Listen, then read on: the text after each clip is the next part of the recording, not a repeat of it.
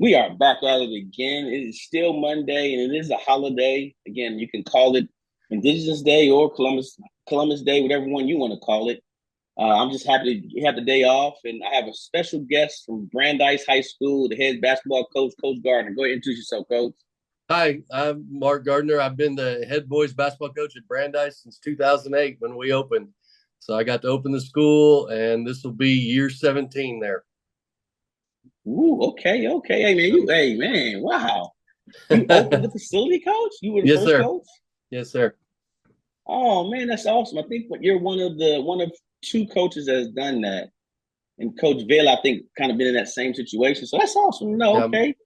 That's yeah, dope, man. That's dope. it's rewarding to get a program going, but it's a lot of work in those early years. Like people don't understand just how tough it is to get rolling. And then when we opened, we actually opened on an alignment year. So we had to play a varsity schedule starting on day one. And that was tough. So hold on, Coach. So you went through. So you guys didn't do like the traditional teams or schools do, where you have freshmen and maybe some sophomores, and y'all they purposely play y'all that season don't really count. So they made y'all actually start. Right. It always depends on when the school opened. So when we Oh, okay. opened, we were splitting Clark and O'Connor, and seniors stayed at their home campus. So we just had freshmen, sophomores, and juniors on our campus.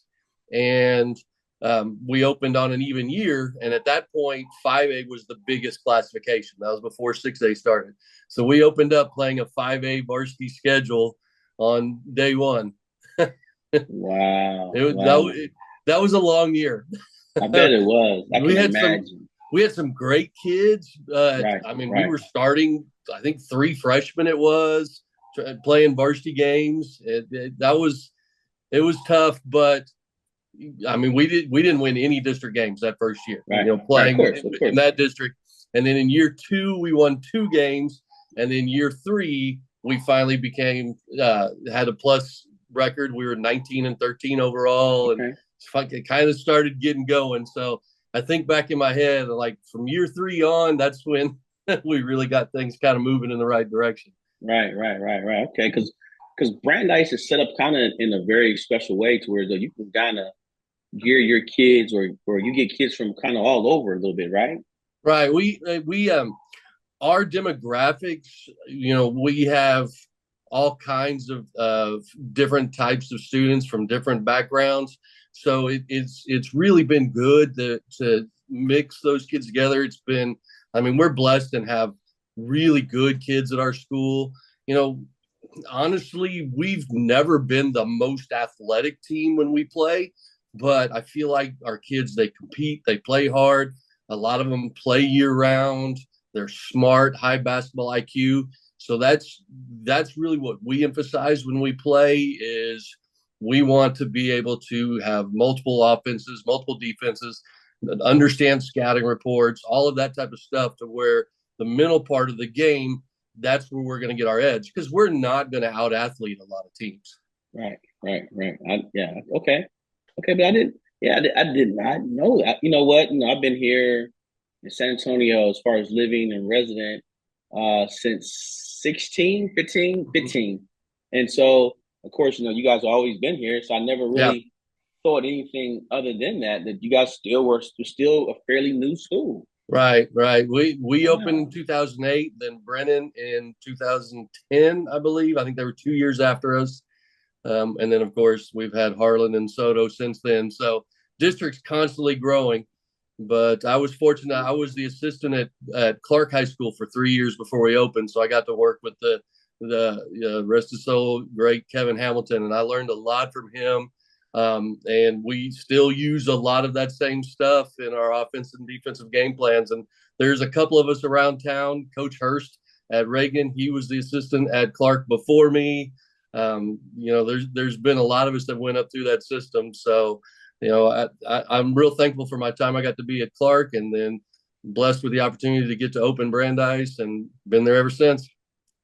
So you're one of the teams that's kind of different because you're in a District 27. Used to Right. be District 29, correct? We were 28 for the last couple of years. So you're Um, one of the schools that got moved then. Right.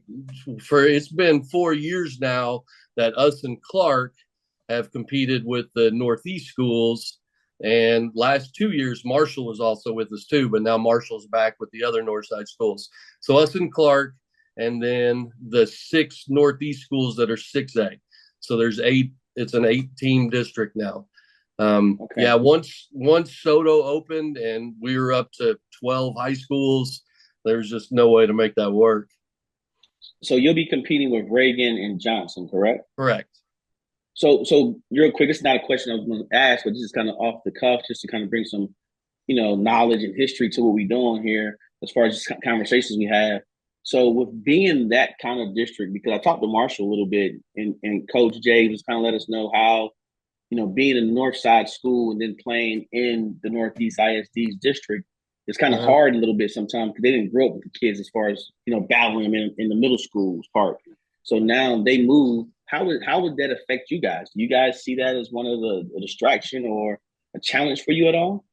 That's an interesting point you bring up, that we don't have those built-in rivalries. Besides Clark, you're right. Our kids don't play middle school against those guys. But in today's age of basketball, they still know each other from playing AAU and all the different summer ball things that they do. So they still know a lot of the guys. It just doesn't have like the built-in rivalries. Like, we're 4 miles away from O'Connor, but we're in a different district. And like, that's more our natural rival. And we still play them in a non-district game, but them not being in the district, it makes it tough. The other interesting thing about us playing in Northeast is when they play each other, they play on their home campuses a lot. Northside, our school campuses aren't really set up to host varsity games. So when we play a Northeast school at home, we'll play them at Northside Gym or Paul Taylor or even Harlan District Gym. But Oh, when we go to Northeast, we play at Blossom because we don't play them on their home campus. So we end up playing more games at Blossom than even the Northeast schools do. So last year we played, I think, 8 district games in Blossom, and most of the Northeast schools played 3 or 4. So it's kind of it brings in some weird dynamics to it. But I really like the coaches in Northeast. I'm friends with all of those guys. So from a personal standpoint, I really enjoy being in that district. Take away the traffic trying to get to the gyms, but that's crazy. but I like it. It's different. The style of play is different. All those years in Northside, I can maybe count on one hand how many times teams would play us in zone. And then we now in Northeast for the past 4 years, seems like those coaches mix defenses more. We'll see some zones. We'll see different styles than we saw all those years in Northside. And you and I both know there's a million different ways to skin a cat in basketball and different ways to do things. But it seems like the schools in Northeast, it's a more possession game. It's a slower pace than all those years when us and Warren and Brennan were battling year in, year out for a district championship, and their high scoring games and their fast pace. It's a lot different now being in Northeast. So you mentioned AAU, and you say you kind of support some of your guys. If I'm correct, you got like 3 guys that plays for SA Hoops Elite. Correct. And all those guys, I don't want to mention the name of the school because they out of respect, they asked me not to say anything about it. But all those guys got offered from the same college. Yeah. What honor did that give you right there to know that, hey man, my guys are really getting after it? Well, I always have supported our guys playing AU. I think it's great. And I even tell our guys, like, high school basketball and AU basketball are different. Like, they're two different animals. High school basketball, we spend 3-4 days game planning for opponent and stuff like that. AU, it's showcasing, playing games, and getting a chance to be seen. Like, they're two different things. And SA Hoops Elite, we have had a bunch of guys go through that program that have had success. I think back to our team in 2020, 2021 that went to a state tournament that we didn't get to play in. Like, I think that whole team played for SA Hoops Elite. So it's great that those guys are getting a chance to do that and get some exposure. and they all come to us with high basketball IQs. So I'm teaching them, 4 different ways to guard a ball screen. We're teaching multiple offensive sets. We're teaching all kinds of stuff, and they pick it up. So, I've always liked our guys being able to play summer, play with an organization that seems to be really helping the kids. And then you throw in the fact that they've had some opportunities to play at the next level is phenomenal. And they're all of our guys that are getting those offers are real high character kids too. So I'm super happy for them. Well, I really enjoyed to watch you guys when I was covering you guys a few times. I got a chance to come over there to Blossom, and we had them. That's one thing I do like about the Blossom deal, because the games, you guys run like 3 to 4 games a day, and that, again, as a guy trying to cover all this, that makes it really really easy, because I it get makes to it easy as a coach to scout too. I'm able to just sit in one place before, after our game, and sit and watch everybody. Let the secrets out. Yeah. No, but Finley and Montoya, I know you mentioned those 2 of those guys, and of course, Carmen Gonzalez. They, he actually played with Coach Bill's family there. But those 2 guys, man, I love watching them. All 3 of them play, because they played a sense of a style to where, though, that I think fit you guys. Right. You weren't the biggest team out there. You didn't have the size like Connor, got right. 3 guys across the top there. In the back court, they're just like, oh my goodness, or excuse me, the front court. And then now, but you guys played a sense to where, though, you shot the ball really well. That's what you look for. You shot the ball, and then you guys, your cuts and just moving to the basket. You did, a phenomenal job. Can you talk a little bit about that? Like, do you, is that how you're coaching, to where those like, okay, I don't have the biggest team, so I need a fast and quick, and we got to shoot the ball well.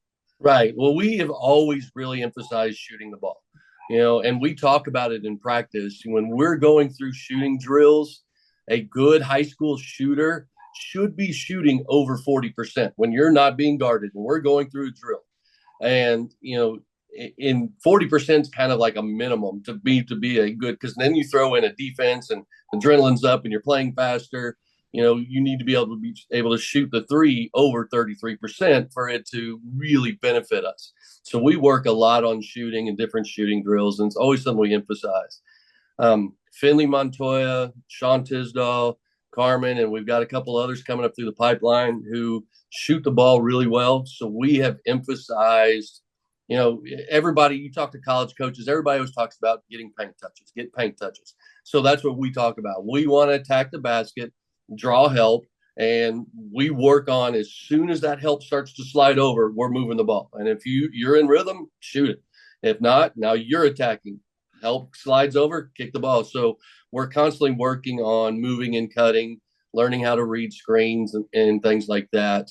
But it all starts with having guys that can hit shots, because like I talked about at the beginning, we don't have the type of team where we're going to throw it into the post every time, or we're going to, out athlete you and play above the rim. We have to play smart. We have to be able to hit shots. Being able to shoot's the great equalizer in basketball. Like, if you can hit shots, you can play with anybody. True. It's true. And I love the fact that, if I'm correct, you don't play a lot of zone, do you? No, we don't. We don't play a lot of zone. And part of that is me. Maybe I'm the worst zone coach in the world, but I feel like every time we go zone, bam, here comes a wing 3. Like, it just, and I don't have the patience to stay in it after I see that one pass wing 3. Nope, we're getting out of it. So, and we work a lot on our man defense, and we actually have several different variations of our man that we'll play, whether we're, sagging and playing more of a pack line style. We're up denying one pass away. We can switch screens. Like I said, we have 4 different calls for ball screens that we can do. So I feel like I've always felt like, as a coach, when you're in man-to-man defense, the defense can dictate the matchups. But when you're in zone, the offense dictates the matchups. And being a kind of offensive-minded coach, I love going against zones. So maybe that's part of why we don't play a whole lot of zone either. And you throw in the fact that we aren't very big. I'm always worried about giving up offensive rebounds out if we're in zone, because now you've got to teach kids how to go find a guy to block out. And I tell our guys, when we do work zone, that playing zone is actually harder than playing man, because you've got to see cutters, you got to see people moving in and out of your area, you've got to find somebody to block out. Like, so many of these kids, though, whether it's from middle school or whatever, they think, oh, well, we're in zone, and they relax. And it's like, no, it's the other way around. Like, it's harder to play zone than play man, I think. No, it is because you have an area to worry about Right. versus a man. You know that man is on you go. I mean, Yeah. you get yelled at, you get yelled at because that man beats you. But in Well, zone, you don't know who's there. and you have to be smart enough. If a team overloads the side, you've got to shift to it. You're Right. not just playing the backside block. We may be shifting because they're in a diamond overload on the other side. So Yep. it's stuff like that that I think it's harder to play zone. And like I said, but part of it is just me and my patience. I feel like Okay. every time we go to it, bam, three. Nope. Well, let's just get the interview going to where though. Let me ask some questions, traditional questions, just because we gotta get some insight, what I'm Yes, saying, sir. about what we're doing here. But as far as again, like talking to you, I told you, talking to you, you're one of the coaches to where the matter of fact, all the coaches are. I believe y'all personality needs to be shown a little bit more of how great of men you are, because I think coaching is a selfless job. It's just like it's like being in the military almost. I tell people that, and a lot of people disagree with me, but I just say it is because you guys give a lot of your time. So I want to make sure your community knows who you are, and then at the same time, the rest of San Antonio. So this is why I try to make this platform available for you and all the other coaches. So again, thank you. And my first question is, what do you believe is the key factor that contributes to the success of not just yourself as a team overall, but also your players and what they're doing well um, you know, success, you can measure that a bunch of different ways. I know fans and people always measure it on win loss. And that's obviously a great measure of success. But as a high school coach, I'm also concerned about the kids themselves. Like I measure success in, are they passing all their classes? Are they high character kids? Are they doing everything we ask of them? Are they giving us their best every day and in every game? And if they're doing that, I feel successful. And then the winning on top of that, of course, that's just kind of icing on the cake, that you want them to win games. That's what makes it fun. But what's also fun for me is just seeing these young men develop and become just great people, uh, become leaders in the school and beyond when they go off to college. Hopefully, they've been prepared to be able to handle adversity, to be able to do the hard things that are being asked of them, whether it's in their job, their family lives, or whatever. And so, as I've gotten older, I've realized that that is a bigger piece than just basketball. It's everything that goes with it. So we really try to make sure our guys have all the tools to be able to be successful in life. Yeah, well, I know a few of your players, personally, so that's why I can bring this up. You hold. I know for sure you're one of the coaches that hold your kids accountable. You don't care how good they are as far as they can make all the threes they can make, but you hold them accountable to the point to where though, hey, I know you're big on grades. I know you're big on how a player carries himself. And the only reason I can say all this because again, I told you the relationship I have with Carmen Gonzalez, and he's one of the players that let me know, hey man, if I'm not doing what I'm supposed to do, Coach Gardner's going to not let me play. And I think you proved to him that you're about that last year. I don't Right. want to talk about it, but just letting you know that's where I got my information from. So Yeah. what you just said, everything you said, man, is right on. I'm hearing it firsthand. So again, I appreciate that. Can you share some insight into your coaching philosophy and the specific strategies and systems that you try to implement for the boys? You know, we have always every year have a base offense and defense, and we start teaching from freshman year on up. And then we're able to add and modify depending on personnel.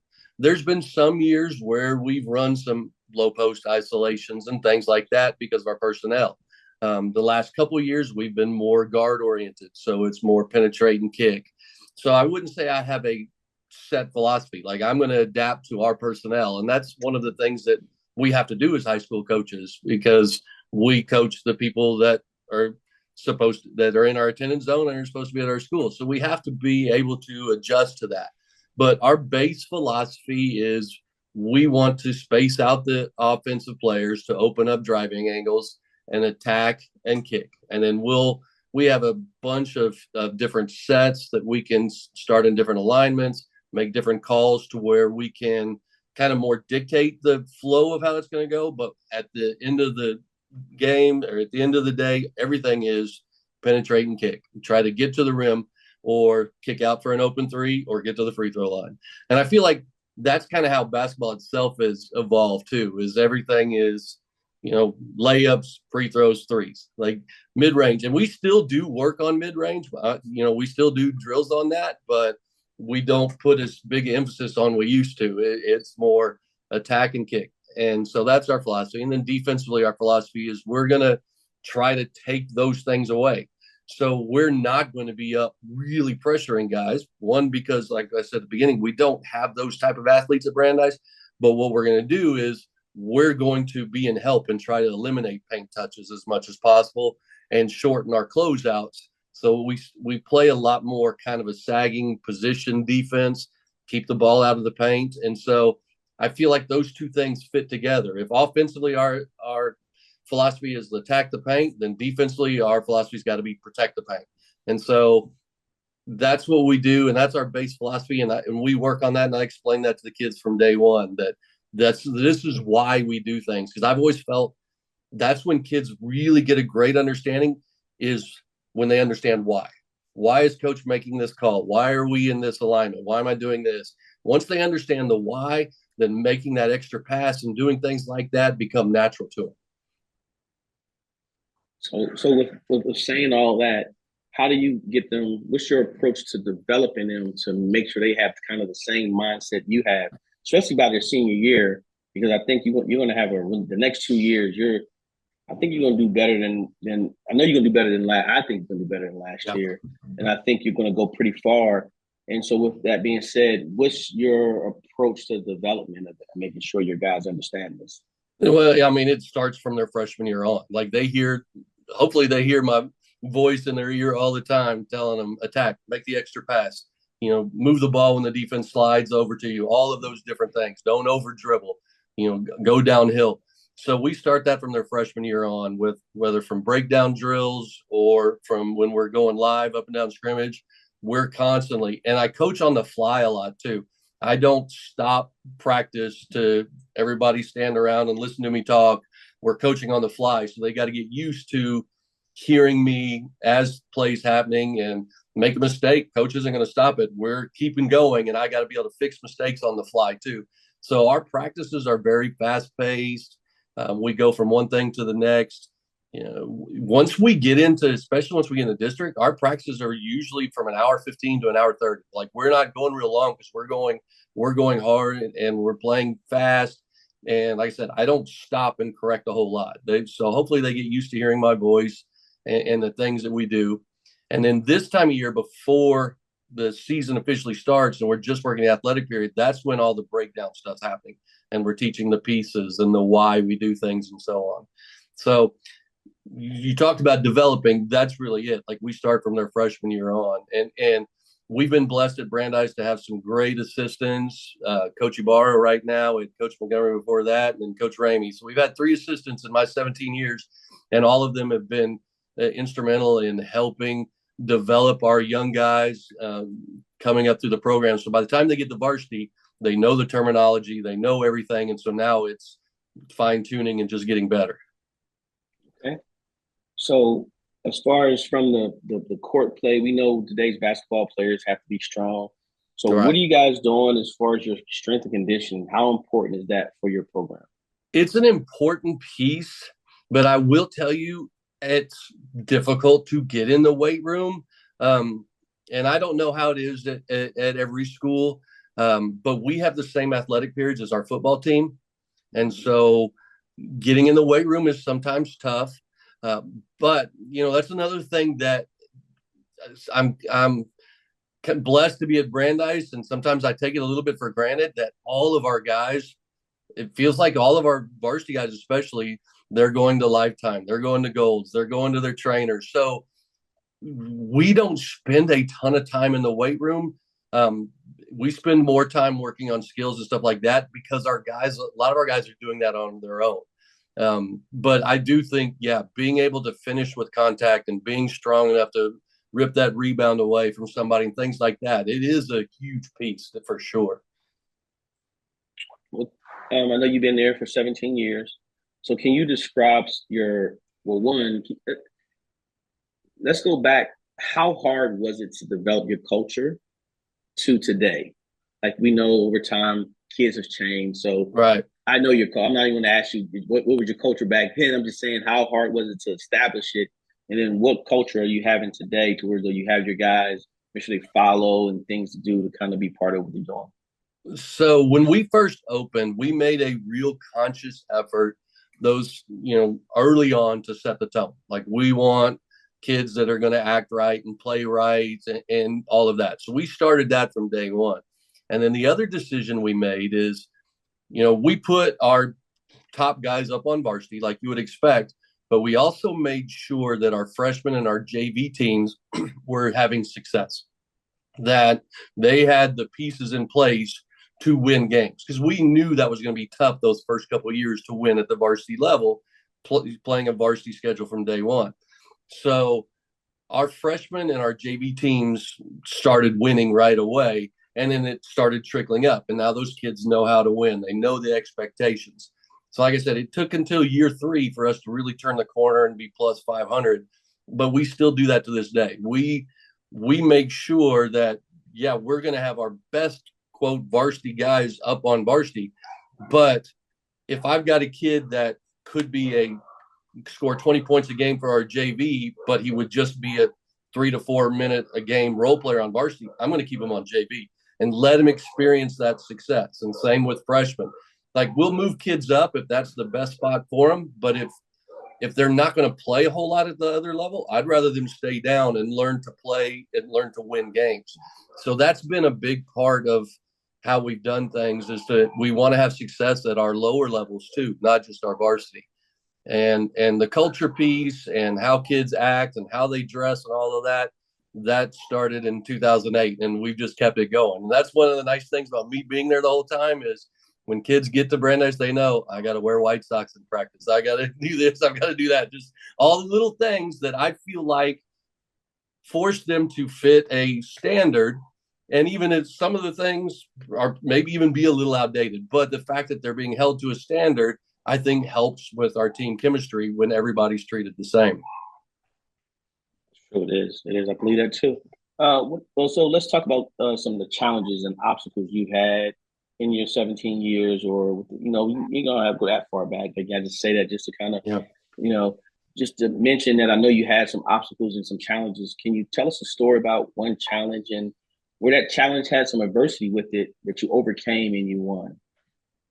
Well, I mean, you can point to any kind of number of things over the years, from opening a school, that type of challenge, to getting to finally winning the region and going to state tournament, having it canceled because of COVID.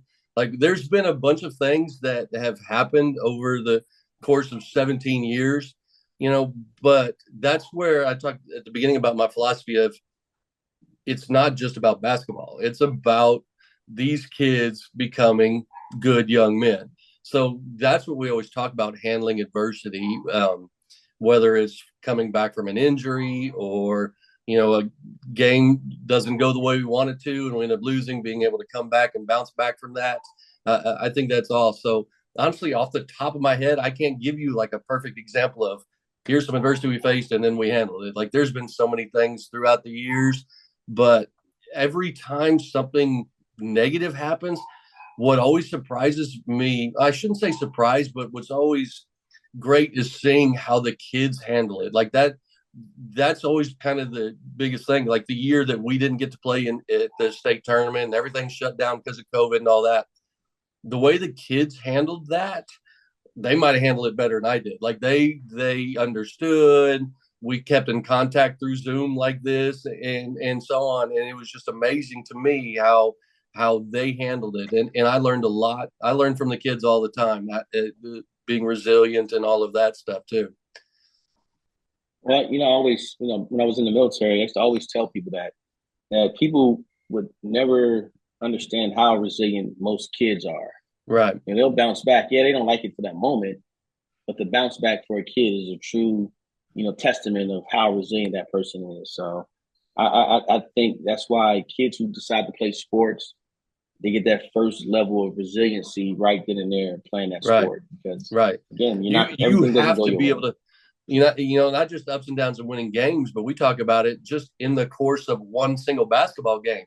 There's going to be positives, negatives. There's going to be a call by an official. There's going to be a bad shot by your teammate. There's going to be something that's going to happen, and how you react and handle that's going to determine the next part of the game. And so we talk about that as, it's not just adversity of losing a game; it's stuff that happens during a game, and to be Yeah. able to play on an even keel. We talk about that all the time, and not get too up or get too down. It's, you got to play the same all the in the first quarter as the fourth quarter, and Right. we talk about that too. We miss a free throw late in the game, and everybody looks at that, and I'm like, well, what about the free throw we missed in the first quarter? Like, all of those things matter. So every Yeah. possession matters. Handling adversity matters throughout the entire game, and so we preach that and talk about that all the time. Well, we mentioned a little bit, we covered a little bit, but can you name some of your players that you're looking forward to coaching this year? And then, I know you got a few seniors, but for the most part, you got a good underclassmen, a good group of Right. underclassmen. Can you mention some of those guys? I'm excited to coach all our guys. It's going to be a fun year. We're returning a lot of guys off of last year's varsity, so that makes it fun. That I'm not spending all my time teaching; I can be reteaching, and there's a big difference in that. But on our varsity, we've got Sean Tisdall coming back. He's been a varsity player since he was a sophomore. When he was a sophomore, he was our district newcomer of the year. Expecting big things from him. Finley Montoya, it'll be his second year on varsity. Both of those guys are ultra competitive, high character kids. Both shoot the ball well. Both will surprise you by how tenacious they are on defense and things like that. Carmen Gonzalez, who last year was a sophomore on our varsity, he'll be a junior now, so in his second year.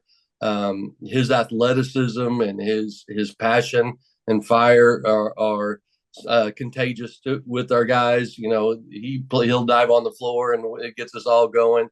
But we've got some other guys too that Connor Garcia probably be our point guard. He's coming from our JV. He's a junior, and he has had a phenomenal offseason. He's been looking really good.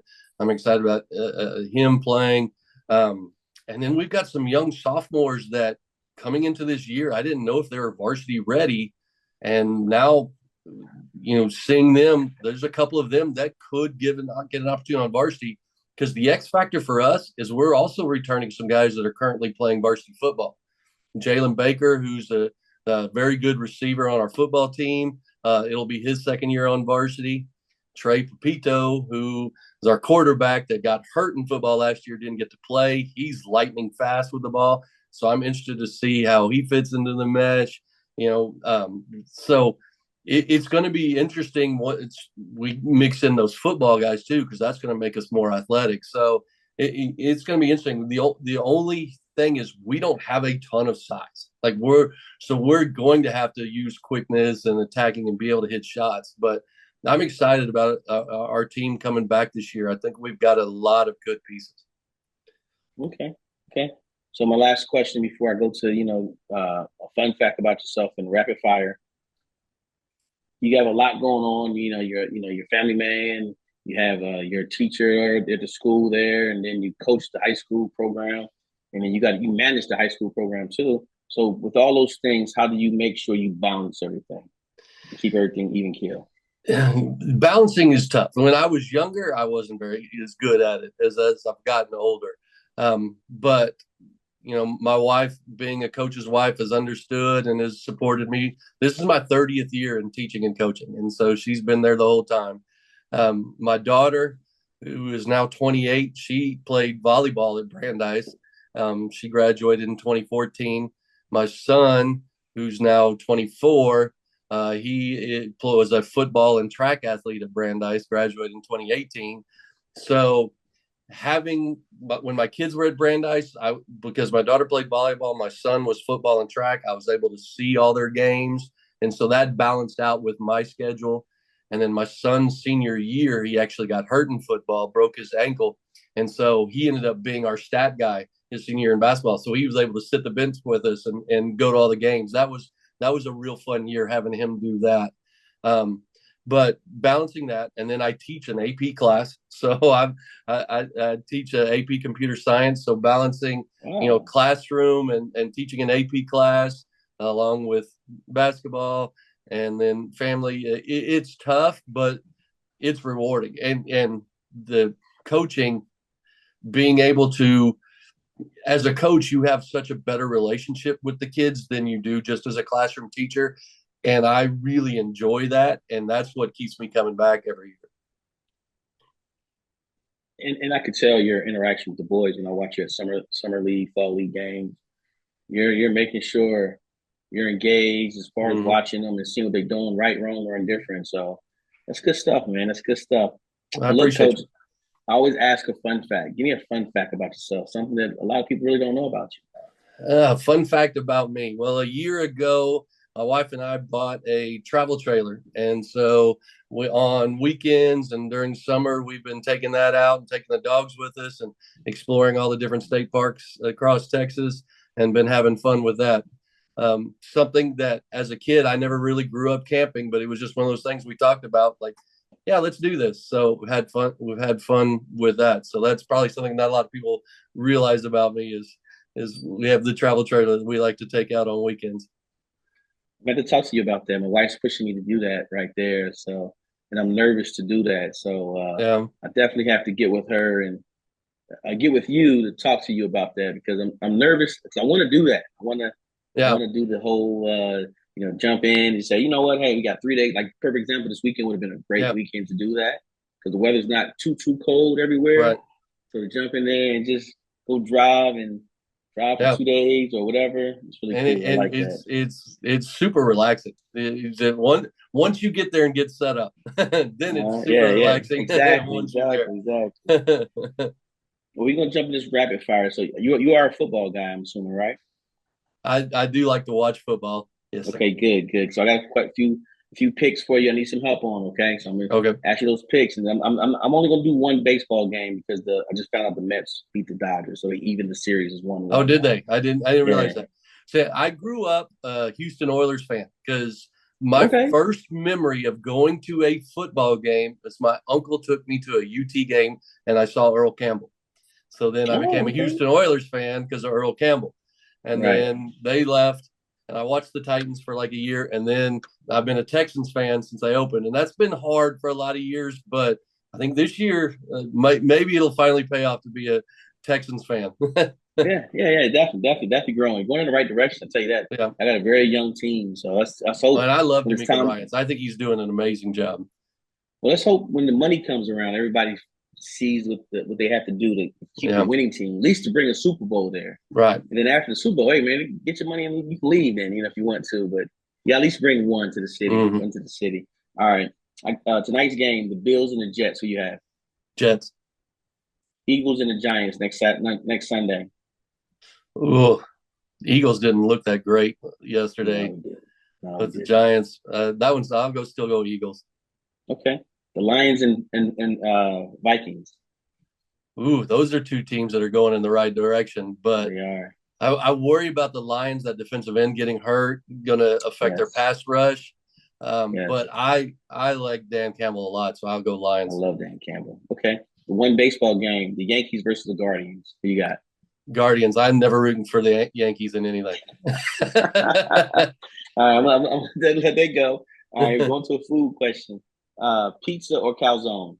Pizza, Cheeseburger or chili cheese dogs? cheeseburger, All right, LeBron or Kobe?